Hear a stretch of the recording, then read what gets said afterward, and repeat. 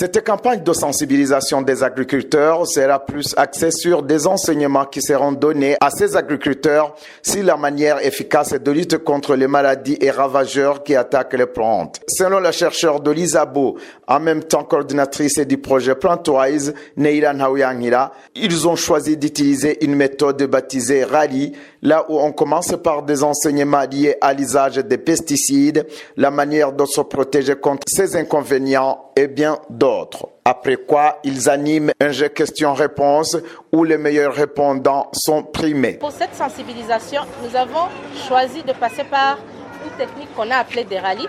C'est-à-dire que chaque équipe, il y a différentes équipes qui vont parcourir tout le pays, dans différentes communes, dans différentes zones, où pendant 30 minutes, ils vont pouvoir expliquer comment combattre une maladie par rapport à la spécificité de cette zone. Et aussi, en leur démontrant les meilleures manières d'appliquer les différents pesticides ou biopesticides qu'ils utilisent, mais aussi en leur expliquant d'autres mesures alternatives qu'ils peuvent prendre pour réduire cet impact des maladies ravageurs. Pour Neira Nhaouyangira, compte tenu des réponses données par ces agriculteurs, ils peuvent dire que leurs objectifs ont été atteints. Des réponses apportées par ceux qui étaient ici, nous pouvons être fiers qu'ils ont compris ce qu'on leur a enseigné aujourd'hui. Et nous espérons que cet objectif sera atteint au cours de ces 18 jours qu'ils peuvent prendre ces rallyes.